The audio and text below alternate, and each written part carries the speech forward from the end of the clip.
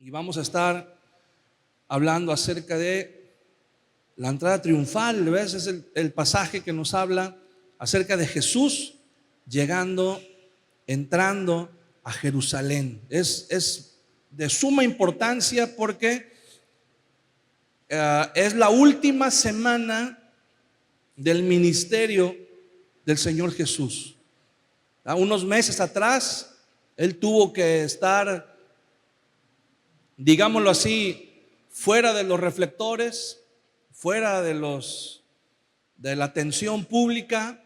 Había ya mucha tensión política y religiosa contra él, contra su ministerio.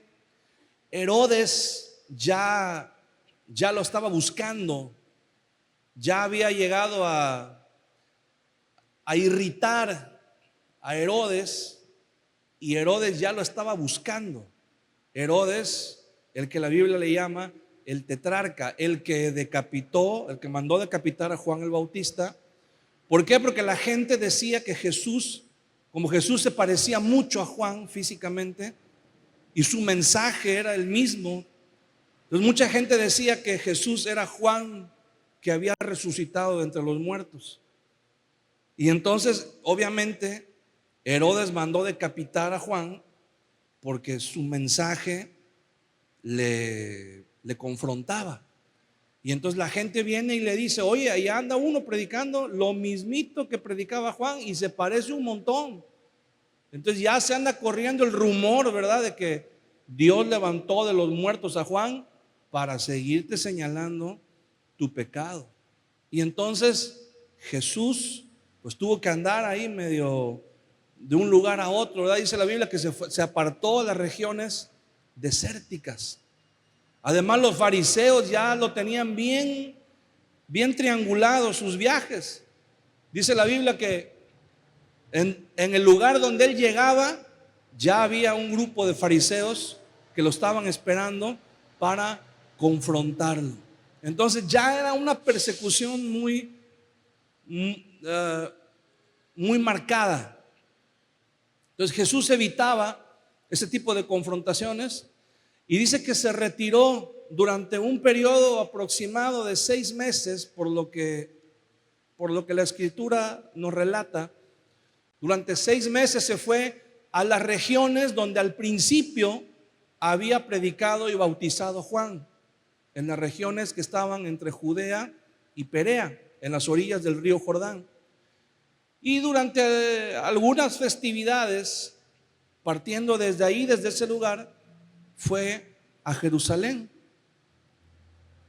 La última vez que Jesús sale del desierto y va a la provincia de Judea fue, como era su costumbre, se hospedó en Betania, en la casa de María, Marta y Lázaro. Le hicieron una recepción, le hicieron una bienvenida. La Biblia dice que durante esa bienvenida una mujer ungió los pies y la cabeza del Señor con un perfume. Y sucedieron cosas, ¿verdad?, muy significativas. Pero pasados esos días, Jesús tenía que ir a Jerusalén. Ahora, le voy a platicar cómo sucedió este viaje. El Domingo de Ramos era una fecha muy especial para los judíos, porque ese día el sumo sacerdote llegaba a la ciudad de Jerusalén llevando el cordero que iba a ser sacrificado para la Pascua. Cada familia, cada hogar sacrificaba un cordero y lo comían durante la Pascua.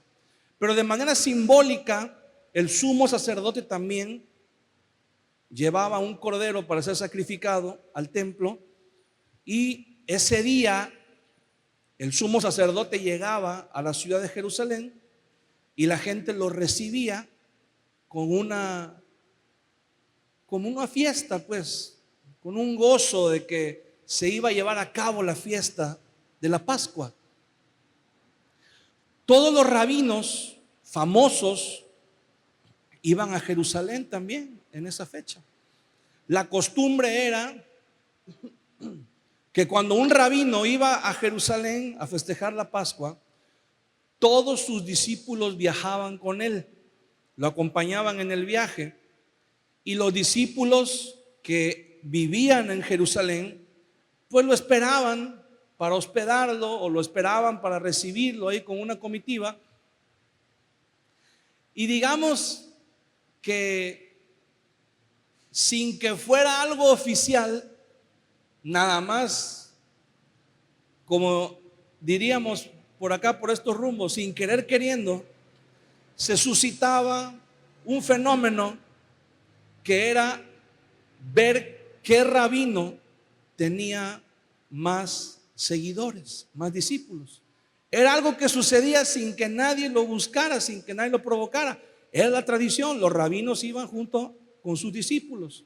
Entonces, pues obviamente se notaba, todo el mundo veía cuál era el grupo más grande, qué rabino tenía más seguidores. Entonces imagínense, Jesús está hospedado en Betania durante una semana y la gente lo sabe, la gente de los alrededores escucha que Jesús está ahí. Los discípulos que él tenía en Galilea y en las otras provincias escuchan que Jesús ya está en Betania, listo para llegar a Jerusalén.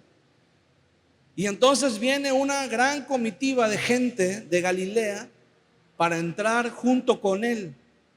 Ahora, a esto le sumamos que en las últimas 3 semanas sucedieron situaciones bastante particulares.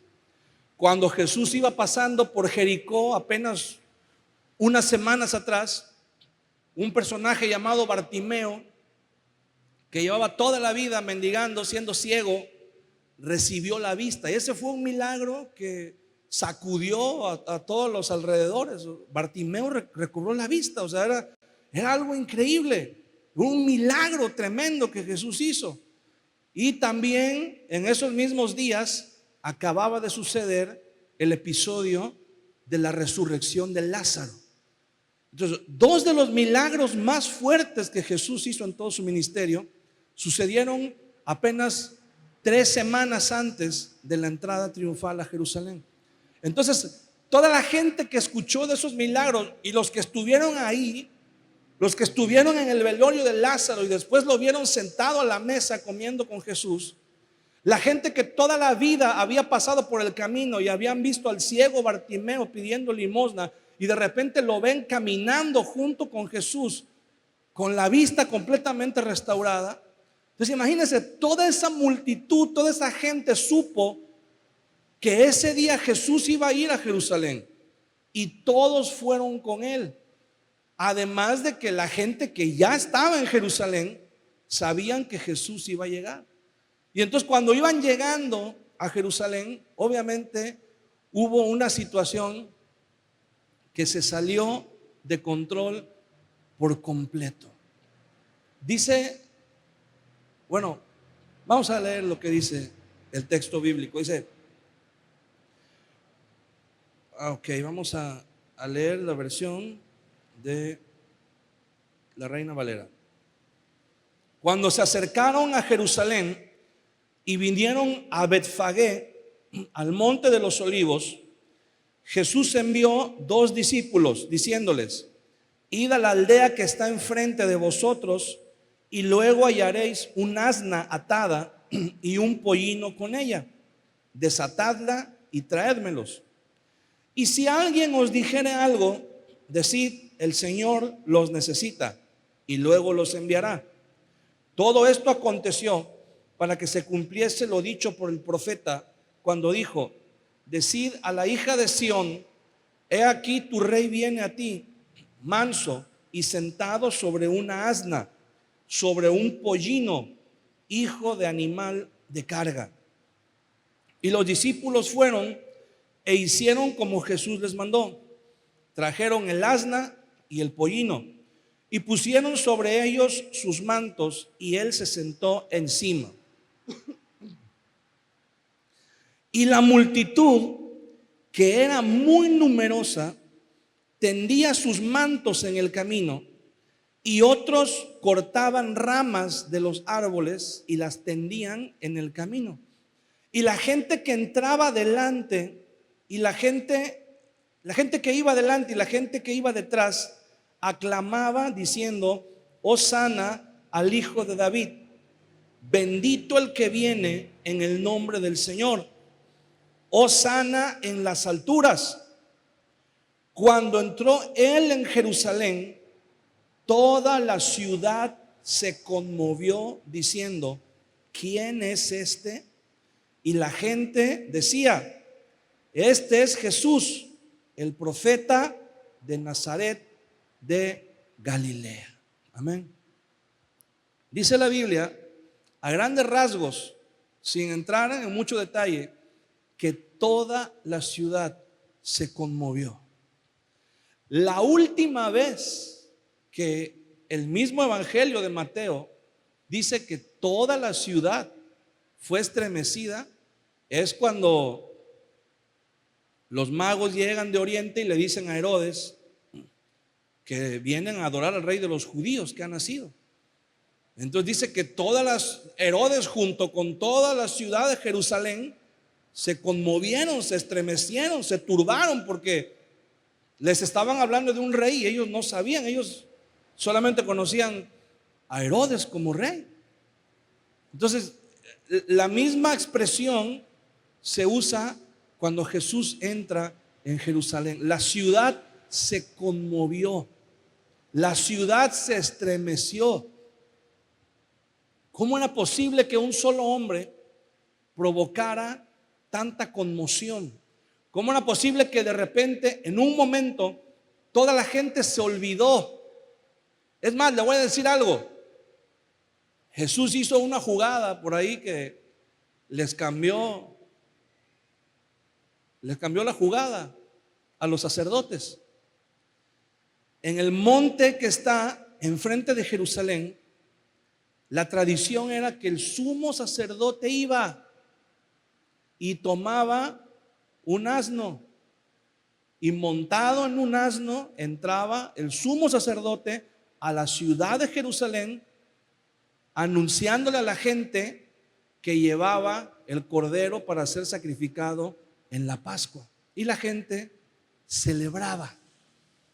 O sea, el recibimiento que le dieron a Jesús debió haber sido para el sumo sacerdote, pero ni al sumo sacerdote lo habían recibido nunca con tal algarabía, con tal entusiasmo. Por eso el Señor Jesús les dijo a los discípulos: vayan y agarren ahí hay un asna y un pollino, tráiganlos, voy a entrar. Y como la gente dice, si alguien les dice: hey, ¿por qué se llevan los animales? Jesús les dijo: solamente díganles, el Señor los necesita y luego los va a mandar de regreso. Entonces la gente de ese lugar entendió que el asna y el pollino se las estaban llevando para el sumo sacerdote, ¿verdad? Pero no sabían que Jesús le estaba ganando, como decimos comúnmente, ¿verdad? Le estaba ganando el brinco al sumo sacerdote. Por eso la gente, cuando vio llegar a Jesús, obviamente sabían que él no era el sumo sacerdote, no llevaba la vestimenta del sumo sacerdote, ni llevaba en sus brazos el cordero para ser sacrificado. Sin embargo, cuando la gente lo ve entrar a la ciudad de Jerusalén, dice la Biblia que tendían sus mantos en el camino y ponían palmas, cortaban ramas de los árboles y las ponían al paso.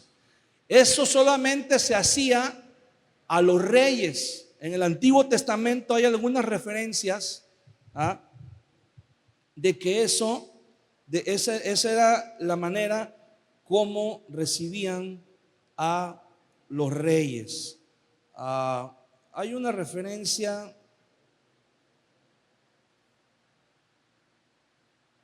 ok, por aquí está, se me perdió, pero ahorita se las digo. Cuando Jesús entra en Jerusalén, lo más importante a destacar en este relato es que Jesús está cumpliendo una profecía. El profeta Zacarías, en el capítulo 9, vamos a leer esa cita.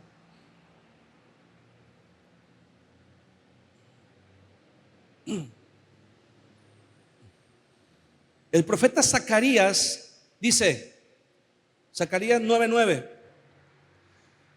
alégrate mucho, hija de Sión, da voces de júbilo, hija de Jerusalén. He aquí tu rey vendrá a ti, justo y salvador, humilde y cabalgando sobre un asno, sobre un pollino, hijo de asna. Entonces, Jesús estaba cumpliendo esta profecía. Ahora, como les digo, todos los años el sumo sacerdote pretendía, de una manera simbólica, cumplir con esa profecía. Todos los años entraba montado en un asno. La diferencia es que esta vez Jesús entró montado, dice, en la cría de un asna, en un pollino.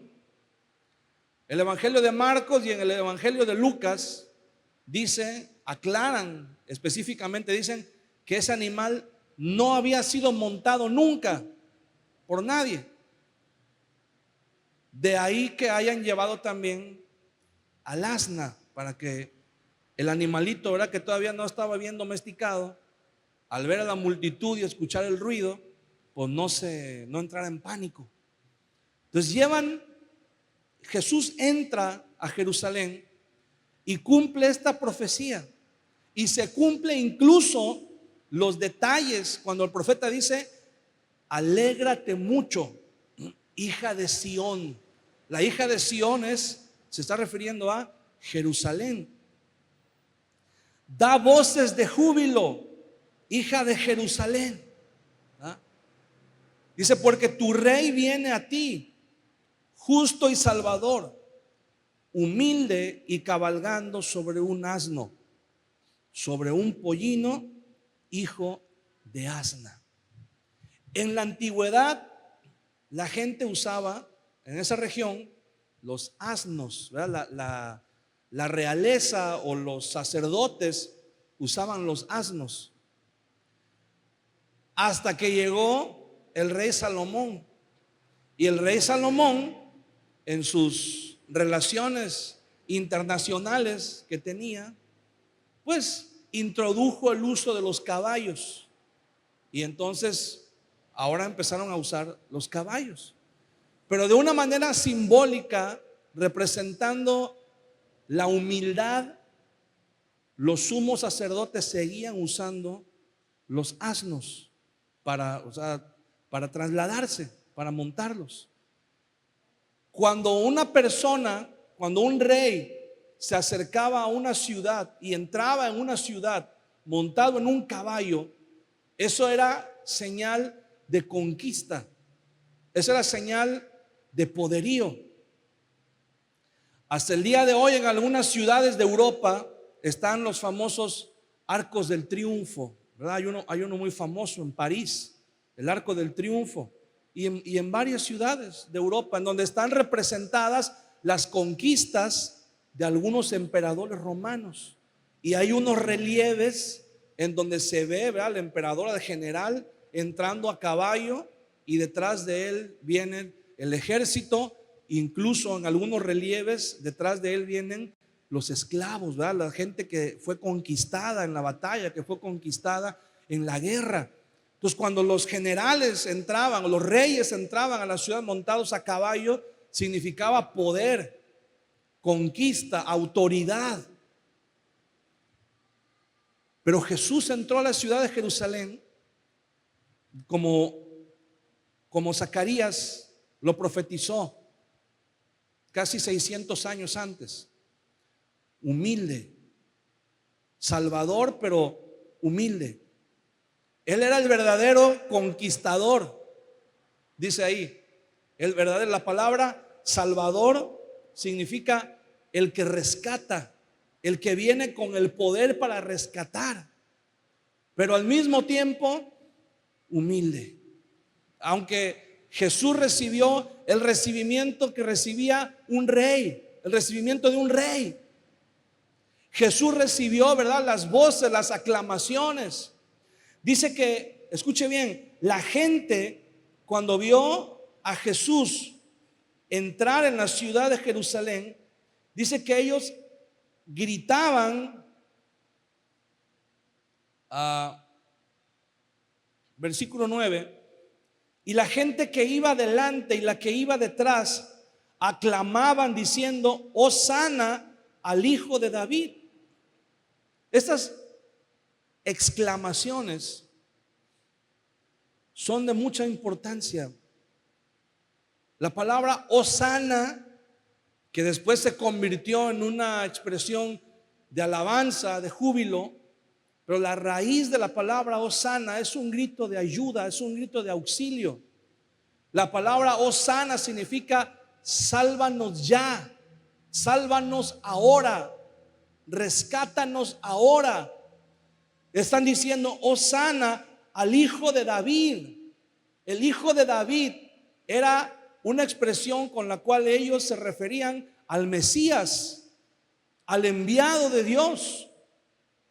Bendito el que viene en el nombre del Señor. Esa era otra expresión que era dirigida y era identificada solamente con el Mesías.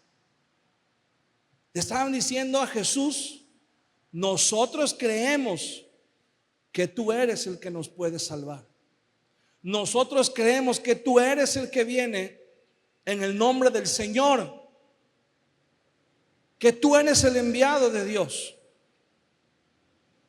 Hosana en las alturas. Estas personas estaban esperando a un Salvador.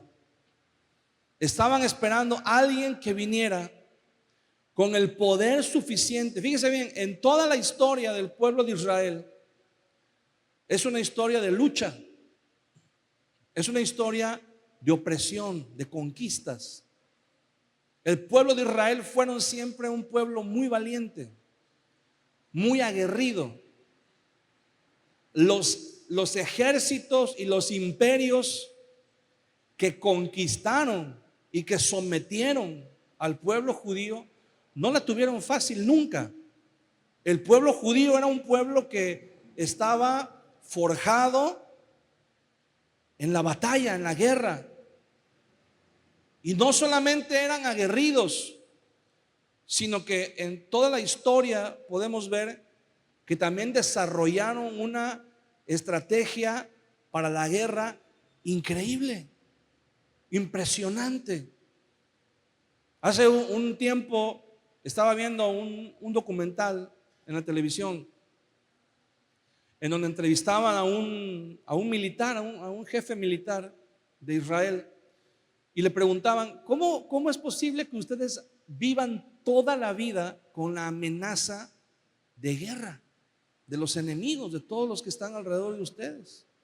¿Y cómo es posible que, siendo sus enemigos muy superiores a ustedes en números, en fuerza, ustedes han podido sobrevivir? Y este hombre respondió al que lo estaba entrevistando y dijo: ¿alguna vez has leído la historia de David y Goliat? Y dice: si hay una historia que representa al pueblo de Israel, dice, es la historia de David y Goliat. Dice: toda la vida hemos enfrentado enemigos más grandes, más poderosos, con más recursos. Dice, y eso nos ha forzado, nos ha obligado a que si el enemigo si no podemos ser más fuertes, si no podemos ser más grandes, por lo menos eso nos ha obligado a ser más inteligentes que ellos, y sobre todo nos ha obligado, dice, a confiar en Dios, a confiar que Dios nos ayuda, que Dios está con nosotros. Y esa ha sido la historia del pueblo de Israel. El pueblo de Israel, pero sin embargo, sí han sido derrotados, sí han sido conquistados y sometidos a lo largo de la historia por muchos imperios, por muchos ejércitos. Cuando el pueblo era oprimido, esa es la historia, desde que ellos están en Egipto y no tienen idea de cómo Dios los va a librar del yugo de Egipto. Y entonces Dios envía a Moisés y lo envió con la misión de sacarlos de ahí, pero también le dio el poder suficiente.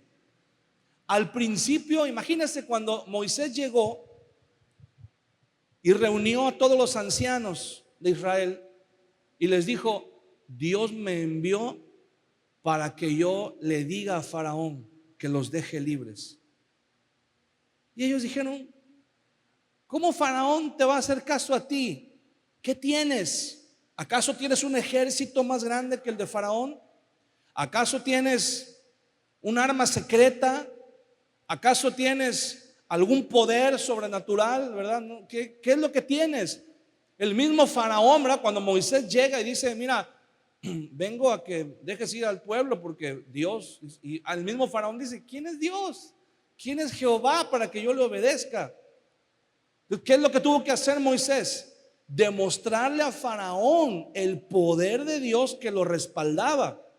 Cuando el poder de Dios vino y quebró la soberbia de Faraón, entonces Faraón dijo: está bien, váyanse. Y aún así sabemos, ¿verdad?, que después los persiguió y tuvo que manifestarse nuevamente el poder de Dios sobre ellos. Y dice que cayó temor sobre todos los enemigos. Siempre Dios, para poder librar a su pueblo, enviaba a alguien, pero le daba el poder suficiente, la autoridad suficiente para conquistar, para llevar a cabo la misión, para derrotar a los enemigos del pueblo de Israel. Esa es la historia en todo el libro de los Jueces. Siempre venía alguien, algún pueblo, a oprimir a los israelitas, y siempre Dios levantaba a un hombre y le daba el poder suficiente para derrotar a los enemigos. Y ellos clamaban a Dios y decían, veían a sus enemigos y los veían tan fuertes, tan poderosos, que decían: ¿cómo Dios nos va a librar esta vez? Y Dios los libraba. Dios siempre los libró. Dios siempre le mostró a los enemigos. En el libro de Deuteronomio, capítulo 20, dice: cuando salgas a la guerra, cuando vayas a la guerra y te presentes en el campo de batalla, dice, y veas, Deuteronomio capítulo 20, versículo 1, cuando salgas a la guerra contra tus enemigos, si vieres caballos y carros y un pueblo más grande que tú, no tengas temor de ellos, porque Jehová tu Dios está contigo, el cual te sacó de la tierra de Egipto. Y cuando os acerquéis para combatir, se pondrá en pie el sacerdote y hablará al pueblo y les dirá: oye Israel, vosotros os juntáis hoy en batalla contra vuestros enemigos. No desmaye vuestro corazón, no temáis, ni os azoréis, ni tampoco os desalentéis delante de ellos, porque Jehová vuestro Dios va con vosotros para pelear por vosotros contra vuestros enemigos, para salvaros. Es una promesa que Dios le dio al pueblo de Israel. O sea, cuando veas enemigos más grandes, más poderosos, no tengas miedo, porque entre más grande es el enemigo, dice, mayor será la demostración de poder de Dios contra ellos. Y eso fue una constante. ¿Qué pensaría usted si supongamos que nosotros vivimos en esta ciudad, vivimos en una ciudad que tiene murallas grandes, tenemos un ejército ahí regular, ¿verdad? Bien armado, tenemos armas suficientes, la gente es valiente, es gente fuerte. Algunas veces, algunos ejércitos han venido queriendo conquistarnos, pero nunca han podido. Siempre les hemos ganado, ¿no? Y entonces estamos confiados, ¿verdad? Decimos, que vengan los que quieran. Total, aquí les hacemos frente. Pero ¿qué sucedería si un día usted escucha el rumor? Viene un pueblo atravesando el desierto y van a venir a conquistarnos. ¿Qué diríamos? Diríamos, falta que puedan, ¿verdad? Porque nosotros estamos aquí y estamos bien plantados y tenemos nuestras defensas y tenemos todo bien organizado para resistir y tenemos murallas y tenemos todo para aguantar. Pero ¿qué sucedería si una mañana el pueblo se despierta y se suben a la muralla? Porque a lo lejos se ve el otro pueblo que viene avanzando. Y usted dice, bueno, pero primero, para poder llegar hasta donde estamos nosotros, tienen que cruzar un río muy caudaloso. Y no hay puentes. Ya destruimos los puentes. No pueden usar puentes. Entonces, probablemente les va a tomar muchísimo tiempo improvisar unos puentes. Y probablemente van a perder muchos de sus recursos. Y muchos de ellos probablemente se van a ahogar en el río tratando de cruzarlo. Y entonces todo el pueblo se sube a la muralla para ver de lejos el espectáculo, cómo iban a intentar cruzar el río. ¿Y qué le parece si de repente usted está observando y de repente usted observa que el pueblo marcha hacia el río? Y que cuando los primeros hombres que van hasta el frente comienzan a entrar en el agua del río, de repente usted viera que el río se detiene, el río se va hacia atrás y forma una muralla de agua de un lado, y del otro lado se seca completamente, y usted ve cómo el pueblo pasa en seco, y después de que el pueblo pasa, el agua vuelve otra vez, el agua del río vuelve a correr otra vez en su cauce. ¿Qué pensaría usted si viera eso? Yo sé lo que yo pensaría y lo que yo haría, ¿verdad? Tendríamos miedo. Diríamos, ¿qué clase de ejército es ese? ¿Qué clase de poder tienen? ¿Qué clase de Dios tienen que detiene el agua del río para que ellos pasen? Pues así todos los pueblos de Canaán tenían miedo. Cuando los dos espías de Josué llegan a Jericó, llegan a la casa de Rahab, Rahab dice, toda la ciudad desmaya de miedo a causa de ustedes. Dice, ustedes los ven muy valientes ahí parados en la muralla y haciendo guardia y todo, pero la verdad por dentro todos nos estamos muriendo de miedo porque hemos oído lo que su Dios les ha hecho a todos los reyes, a todos los ejércitos que han enfrentado ustedes. Entonces los judíos sabían lo que era la demostración del poder de Dios para librarlos de sus enemigos.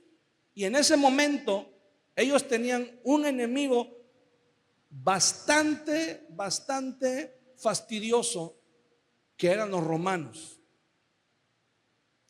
Y ellos oraban. Y ya, según nos cuenta el mismo texto bíblico, ya habían habido algunas manifestaciones, ya habían habido algunos intentos de levantamientos armados en contra de los romanos, pero habían fracasado.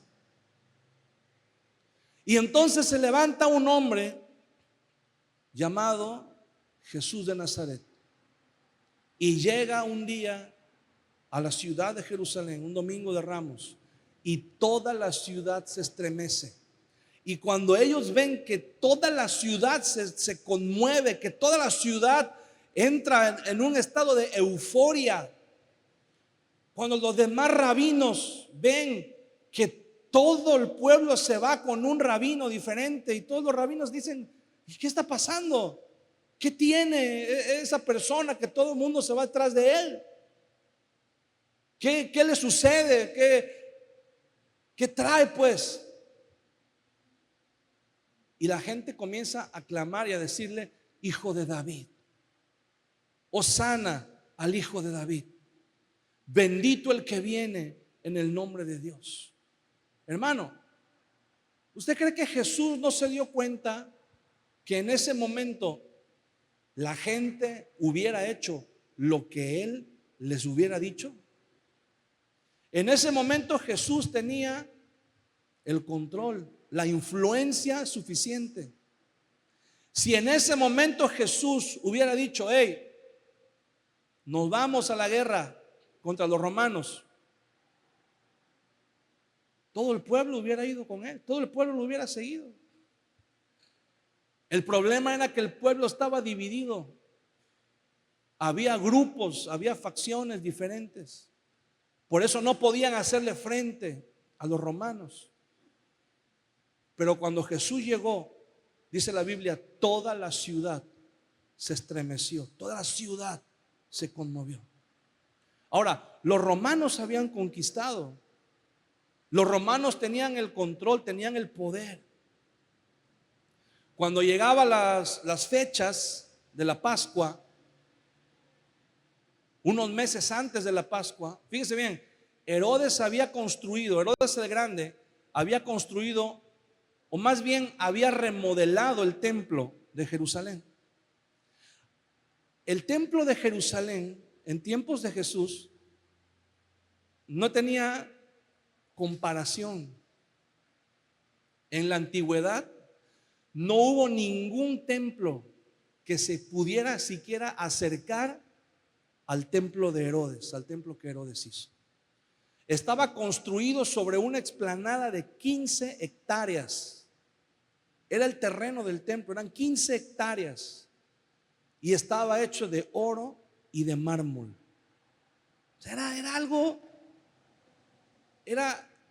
los historiadores dicen que era algo impresionante. Cuando venían los que viajaban, los peregrinos hacia Jerusalén. Pero antes de llegar a Jerusalén, Jerusalén está sobre un monte. Ahora, hay un valle afuera de Jerusalén y justo enfrente está otra vez el monte de los Olivos. Entonces, para llegar a Jerusalén hay que pasar por el monte de los Olivos.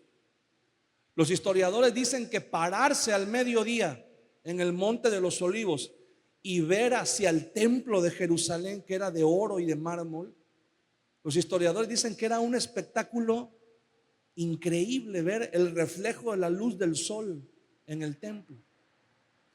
El día de hoy, si usted ve una postal de Jerusalén, lo único que hay es un domo, una cúpula dorada que está ahí, que es parte de una mezquita musulmana. Pero en los tiempos de Jesús no era un domo, era el templo completo hecho de oro y de mármol. Entonces imagínense, era un espectáculo tremendo. Llegar a ese lugar, imagínense, 2,5 millones de peregrinos llegaban cada año a la ciudad de Jerusalén a celebrar la Pascua, más los que ya vivían ahí, ¿va?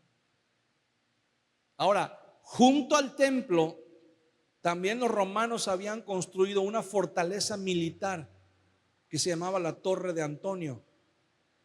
Esa torre era digámoslo así, era como el Pentágono de ahí, en donde había tropas de reserva romanas, porque había una leyenda que decía que cuando el Mesías llegara, se iba a presentar en medio de la fiesta de la Pascua. Iba a bajar desde la parte más alta del templo, iba a descender hasta la explanada del templo, y entonces todos los judíos se iban a congregar ahí y pues se iba a armar ahí la revolución. Entonces,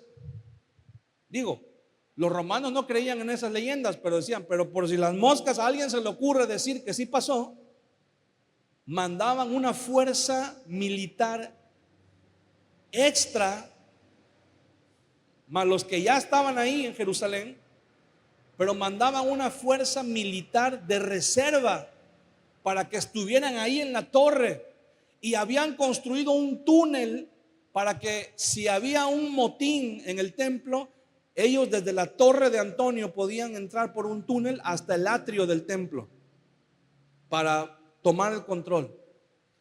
Entonces imagínense, la situación estaba tensa y Jesús llega y toda la ciudad se va con él.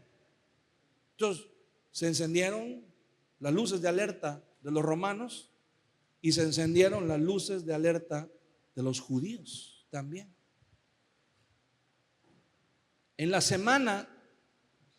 semana, vamos a tener 2 servicios en línea. No los vamos a tener presenciales, los vamos a tener solamente en línea. El día viernes y el día sábado a las 8 de la noche vamos a estar transmitiendo y vamos a estar por medio de nuestro canal de YouTube. Usted puede buscar ahí la Comunidad Cristiana Nueva Vida Díaz Mirón, así la encuentra. Comunidad Cristiana Nueva Vida Díaz Mirón, ahí en YouTube. Y el día jueves y el día viernes vamos a estar hablando, el viernes y el sábado. El viernes vamos a estar hablando acerca de los juicios de Jesús, porque Jesús fue juzgado 2 veces. Se le realizó un juicio religioso y un juicio civil. Entonces, hay ahí algunos puntos muy importantes que queremos resaltar. Entonces, acuérdese, no vamos a tener servicios presenciales, pero vamos a estar en línea viernes y sábado a las 8 de la noche por el canal de YouTube. ¿Verdad? Si alguien tiene ahí algún conflicto para encontrar el canal, puede acercarse aquí en la mesa de multimedia y aquí le van a ayudar, le van a explicar.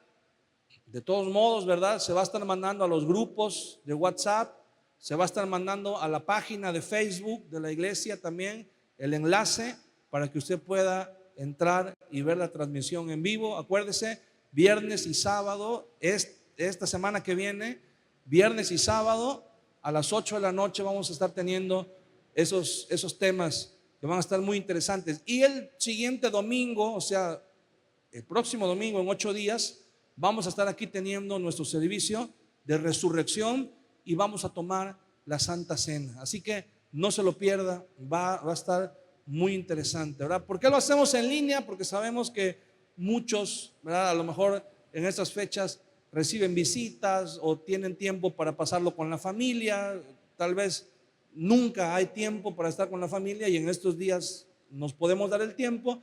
Y bueno, creemos, ¿verdad?, que podemos apartar 1 hora ya en la noche para estar también escuchando la enseñanza de la palabra de Dios. Así que acuérdese, viernes y sábado, 8 de la noche, en línea, tenemos ahí una cita. Amén. Entonces, dada la situación, Jesús llega cumpliendo la profecía de Zacarías y dice: llega tu rey, salvador, pero al mismo tiempo humilde.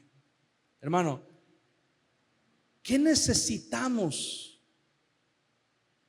aprender de este pasaje de Jesús? Podríamos mencionar muchas cosas, pero principalmente, mire, los romanos habían conquistado por medio de la fuerza, por medio de la violencia. Había una política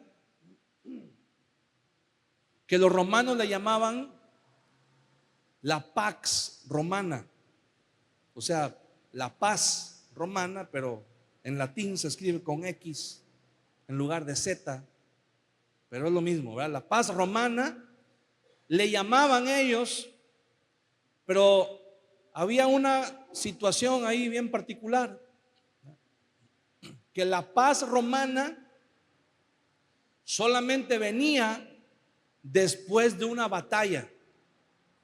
Cuando los romanos iban a conquistar una ciudad, peleaban, hacían una masacre, ¿verdad? Masacraban al ejército enemigo, lo aplastaban de una manera brutal y sanguinaria.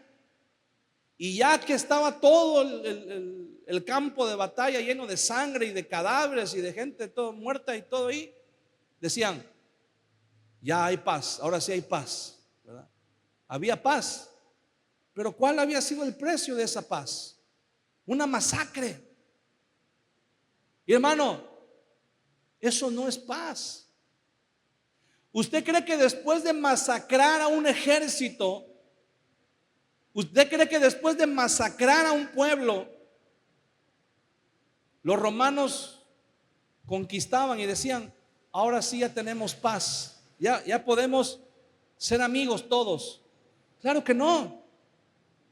Si usted lee los evangelios y si usted se familiariza un poco con la historia, con el entorno social, con el entorno político de los evangelios, nunca hubo paz. Los romanos siempre, como se dice comúnmente, ¿verdad?, dormían con un ojo abierto, porque nunca tuvieron paz, nunca tuvieron confianza, porque los judíos nunca se terminaron de someter. Siempre estaba latente un riesgo de que se levantaran en armas, y lo hicieron varias veces. Entonces, ¿había paz o no había paz? Por supuesto que no había paz. Hay gente que dice: voy a conquistar, y después de que conquiste esta meta en mi vida, entonces ya me voy a sentir satisfecho. Y la verdad, hermano, es que no nos sentimos satisfechos. A veces decimos: mira, voy a luchar y voy a poner este negocio y me voy a capitalizar y voy a comprar esto, y cuando lo tenga, entonces ya voy a estar en paz y voy a estar satisfecho. Y suponiendo, ¿verdad?, que nos va bien y lo logramos, de todos modos no estamos en paz. De todos modos siempre hay algo que nos está inquietando. De todos modos siempre hay un estrés, siempre hay una opresión que está sobre tu vida. Porque cuando logras conquistar algo, cuando logras alcanzar una meta en tu vida, ya sea que te esfuerces, ya sea que las circunstancias te lo permitan, ya sea que las cosas se den, ¿verdad?, que sucedan, siempre queda un recelo, siempre queda un temor, siempre queda un miedo. ¿Y si alguien me tiene envidia? ¿Y si alguien me quiere quitar lo que tengo? Y hermano, la mayoría de las cosas que nosotros decimos que hemos conquistado no nos dan paz. No hay paz. Los romanos decían: después de una batalla, después de una guerra, llega la paz. No es cierto. No es verdad. La paz de los romanos, decían que llegaba la paz porque la paz era un estandarte que clavaban en el piso y traía ahí un cinto que decía Pax. Pero no había paz. Por eso Jesús le dice a sus discípulos: les dejo mi paz, no como el mundo la da, sino como yo la doy. La paz que el mundo nos ofrece, el mundo te dice: pelea, y después de que pelees y ganes, vas a tener paz. Mentira. Aunque ganemos, nunca vamos a vivir en paz si vivimos de acuerdo a lo que el mundo nos dicta, ¿verdad? Pero la paz que Dios nos da, la paz que Jesús nos ofrece, es una paz que llega incluso antes de pelear la batalla. ¿Se acuerda de Deuteronomio capítulo 20? Cuando Dios les dice: cuando salgas a la guerra y veas un ejército más grande y veas carros y caballos, ¿qué le dice el Señor al pueblo? Tú ten paz, tú estate tranquilo, yo voy a pelear por ti. Dice: Jehová tu Dios está contigo, Él va a pelear, Él va a luchar. La batalla es del Señor, la guerra es de Él. ¿Cuál fue el llamado que Dios le hizo al pueblo? Ustedes estén en paz. Ustedes tengan paz. Hermano, hay una paz que solamente el Espíritu Santo de Dios puede dar a nuestras vidas. ¿Sabe cuál es esa paz? Mire, en Hechos capítulo 5 dice que Herodes metió a la cárcel a Jacobo, el hermano de Juan, y lo mató. Y los judíos se pusieron contentos. Entonces, como los judíos se pusieron contentos, Herodes dijo: pues agarren a otro. Y agarraron a Pedro y lo metieron en la cárcel. Y al día siguiente lo iban a sacar también para ejecutarlo igual que Jacobo. Y la Biblia dice que en la noche Pedro estaba encadenado, estaba esposado a 2 guardias de este lado y estaba esposado a 2 guardias de este lado, y había otros 2 guardias en la puerta del lado de adentro y había otros 2 guardias del lado de afuera en la puerta de la celda donde Pedro estaba. Y dice la Biblia que Pedro estaba dormido. Dice que Dios mandó un ángel a rescatarlo, y cuando el ángel llegó para poder rescatarlo, lo tuvo que despertar. ¿Quién duerme la noche antes de su ejecución? Si te dicen mañana te matan, mañana te cortan la cabeza, y esa noche Dios envía un ángel para rescatarte y tú estás dormido. Dice que Pedro estaba dormido, hermano. ¿Se imagina? Si a veces nada más, cuando sabemos que mañana se nos vence el recibo de la luz, no dormimos. Cuando sabes que mañana tienes un examen en la escuela, no duermes. Cuando tu esposa te dice mañana tenemos que hablar, ¿verdad? No duermes. Y la Biblia dice, al día siguiente estaba programado que lo iban a ejecutar, y Pedro estaba dormido, hermano. El ángel lo tuvo que despertar. Y cuando el ángel lo despierta, dice que Pedro vio al ángel y creyó que era una visión. O sea, Pedro dijo: ay, mira, mi Señor, qué bueno es mi Señor. Como sabe que me van a matar, me mandó su ángel para que me consuele. Gracias, Dios. O sea, Pedro tenía paz. Pedro dijo que me van a matar, y luego me voy con el Señor. ¿Cuál es el problema? Tenía paz, hermano. Esa misma paz nos hace falta a muchos de nosotros. Hermano, te puedes tomar el té de las 12 flores, y si te tomas 2 ya son 24. Te puedes tomar el clonazepam, te puedes tomar el agua de lechuga, te puedes poner ahí, ¿verdad? El aroma de lavanda, y puedes tomarte ahí, ¿verdad? El vaso de leche tibia y lo que tú quieras. Pero quieres dormir teniendo la paz de Dios en tu corazón, solamente el Espíritu Santo de Dios te la puede dar. Solamente el Espíritu Santo de Dios puede venir y puede decirte: mira, la gente te va a decir: oye, ¿qué tomas? ¿Qué pastillas tomas? Porque yo te veo muy relajado. Mira la crisis, mira las cosas como están, mira cómo, y yo te veo y hasta andas cantando, andas chiflando, andas contento, y yo ando tronándome los dedos y ya no sé qué hacer. Dime qué tomas para estar relajado, ¿verdad? Así te va a decir la gente. ¿Y qué le vamos a decir a la gente? Mira, es la paz de Dios. ¿Quieres estar en paz? Llénate de Dios. Dios es el único, hermano. ¿Quieres tener paz? Mira, ¿sabes quién más tenía la paz de Dios en su corazón? Jesús. Había una tormenta y dice que los marineros experimentados dijeron: hasta aquí.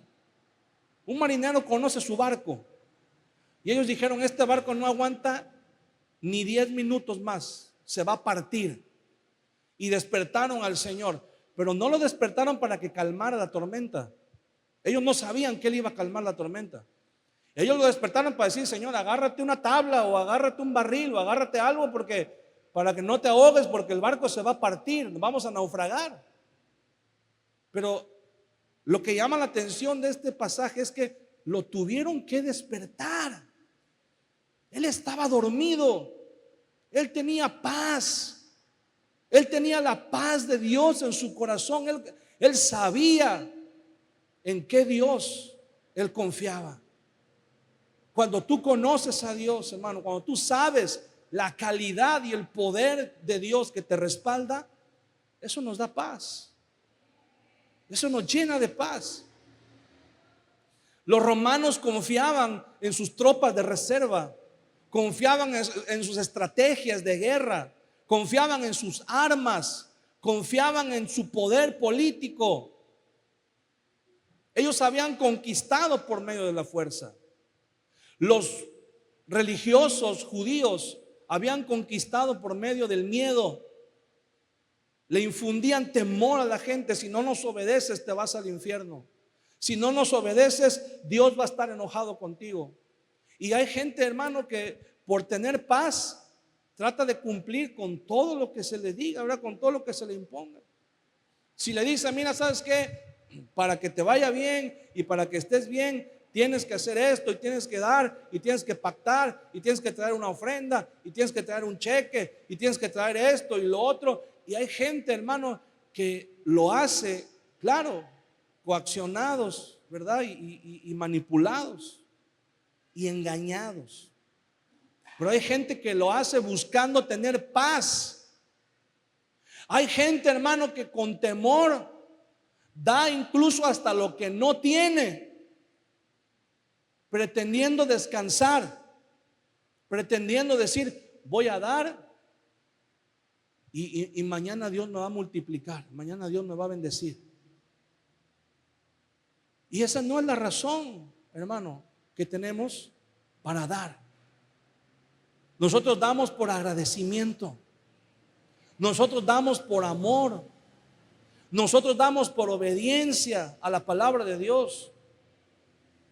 Pero no porque diga: ay, voy a dar, hoy voy a pactar, ¿verdad? Ahí con 1,000 pesos y mañana por arte de magia me van a aparecer 10,000 o 100,000 pesos en mi cuenta de banco. Eso no funciona así. Si funcionara así, pues imagínense, sería el mejor negocio del mundo y las iglesias estarían llenas de gente que busca dar para que Dios le multiplique. No es por medio del temor, no es por medio de la manipulación, hermano, porque hay personas que buscan la paz a cualquier costo. Hay personas, mi hermano, en donde es tanta la necesidad que tienen de paz, que cuando alguien viene y les dice: mira, para tener paz tienes que hacer esto y esto y esto, y usted lo puede ver. Si queremos hablar de cosas o de ejemplos lejanos, ¿verdad? Podemos ver cómo hay gente que va de rodillas, desplazándose, ¿verdad? Avanzando de rodillas hasta cierto lugar. Gente que hasta se lastima, quedan lesionados, tienen que tomar terapias de rehabilitación física después de hacer eso, ¿verdad? Gente que se flagela, que se azotan en su cuerpo, gente que se matan casi de hambre, ¿verdad? O que se despojan de su patrimonio, venden una casa, venden un carro solamente porque les dijeron que dando cierta cantidad Dios los va a bendecir. Pero ¿de dónde nace todo eso? Porque la culpa no es del que te dice que lo hagas. La culpa es de que en nuestra ignorancia, la mayoría de las veces, y en nuestra necesidad genuina, porque es genuina la necesidad de la gente de tener paz, muchas veces caemos en la trampa. Mucha gente cae en la trampa. Cuando en la Biblia nos dice que la persona que tenía, fíjate, Jesús iba en el pollino montado. Ponte de pie un momento conmigo.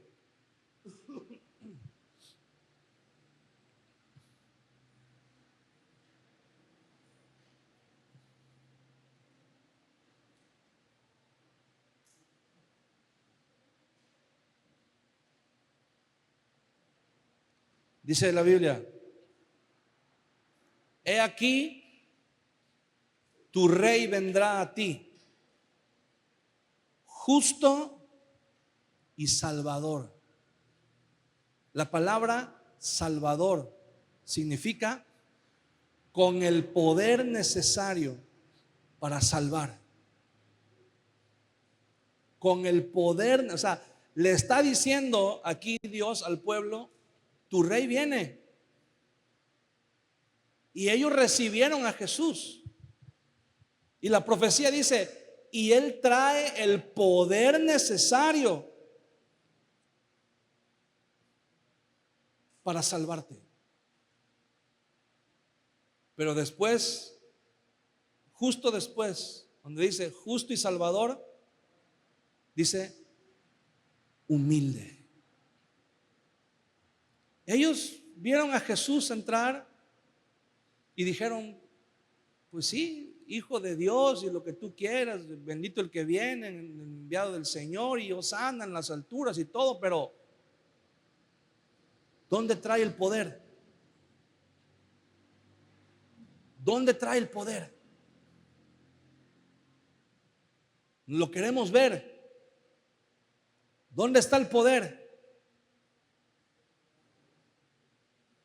No, Jesús no traía armas. Jesús no traía debajo de la túnica, ¿verdad?, un chaleco con explosivos. No traía pistolas, lanzacohetes, no traía nada. Era Él. Y sin embargo la Biblia dice que Él era el que traía el poder suficiente para salvar. ¿En dónde radicaba el poder que Jesús traía para salvar? Dice la Biblia: en la humildad,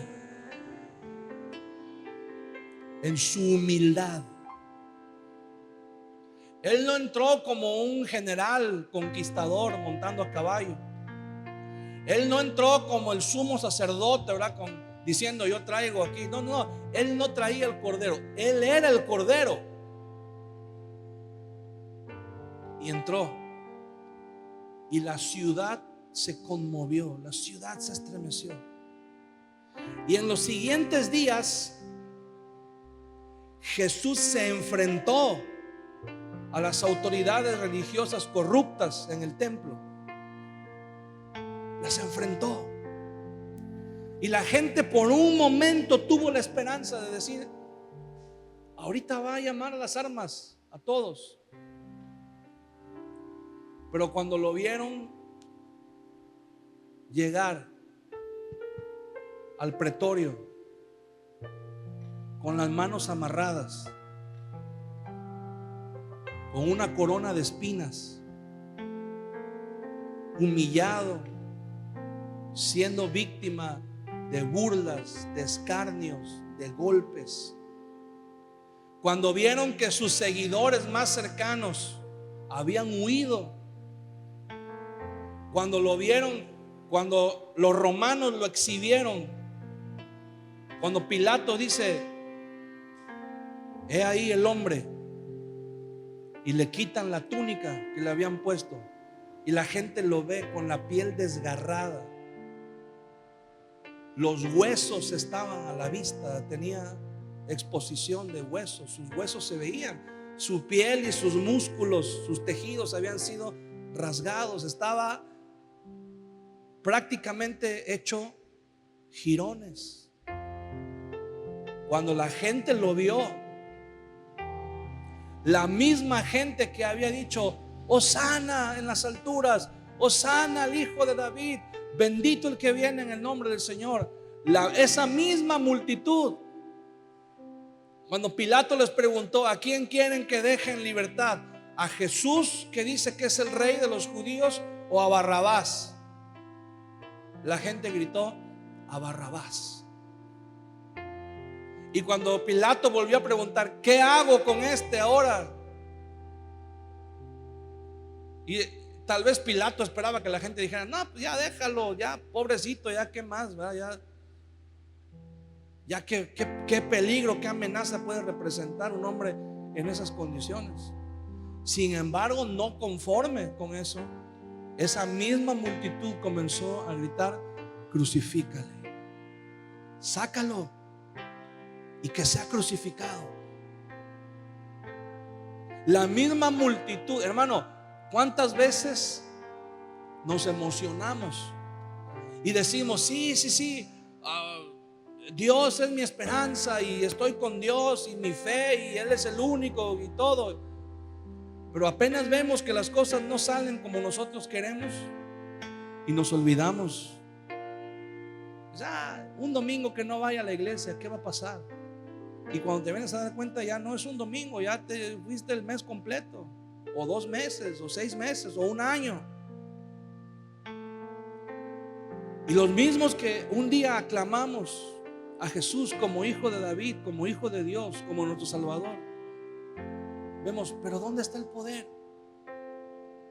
Ahora, Jesús tenía el poder, y Jesús, escucha bien, conquistó, derrotó y conquistó al verdadero enemigo, que era el pecado, la muerte eterna, el infierno, el diablo.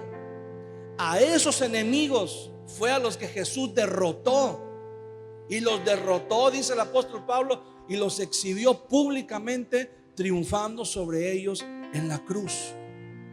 El verdadero enemigo que tenía que ser vencido fue vencido. ¿Cómo lo venció Jesús? ¿Cuál fue el arma o dónde radicó el poder de Jesús para vencer a ese enemigo, hermano? En la humildad. Dice: he aquí tu rey viene justo, salvador y humilde. Justo, salvador y humilde.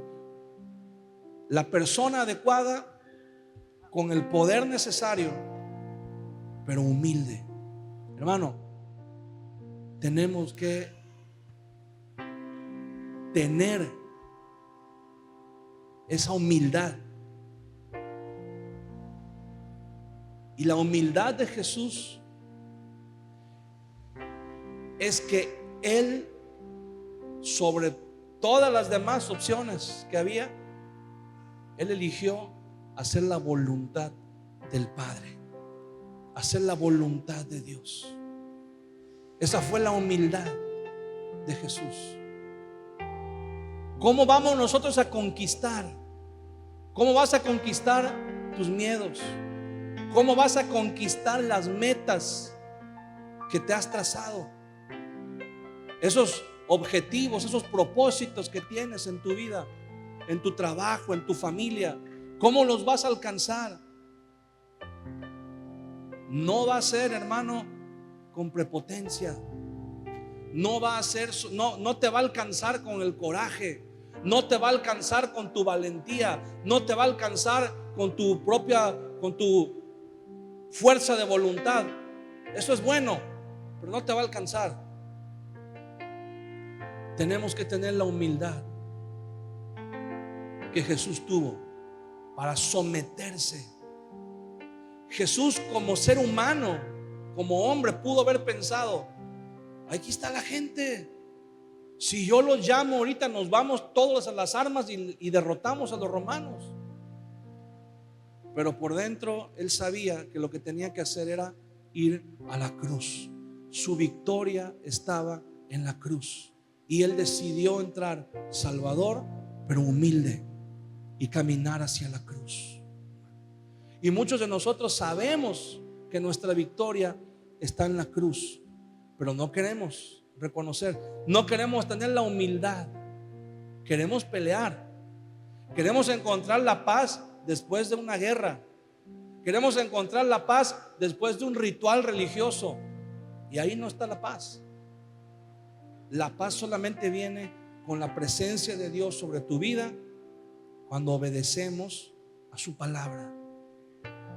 ¿Quieres encontrar la paz en tu matrimonio? La paz no va a venir cuando tengas la razón, cuando tu esposa o tu esposo reconozca que tienes la razón. La paz va a venir, hermano, en la cruz, cuando tú renuncias a tener la razón.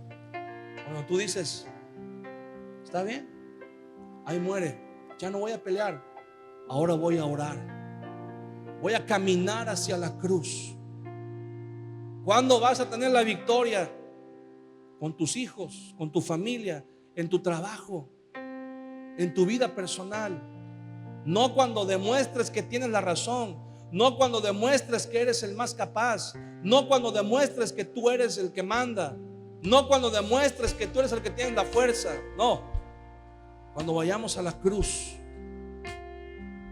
cuando le entreguemos a Dios todas nuestras cargas, entonces vamos a conquistar, entonces vamos a tener paz, la verdadera paz, la paz que solamente el Señor nos puede dar. Cierra tus ojos un momento en la presencia del Señor. Cierra tus ojos un momento y dile: Señor, hoy venimos delante de tu presencia.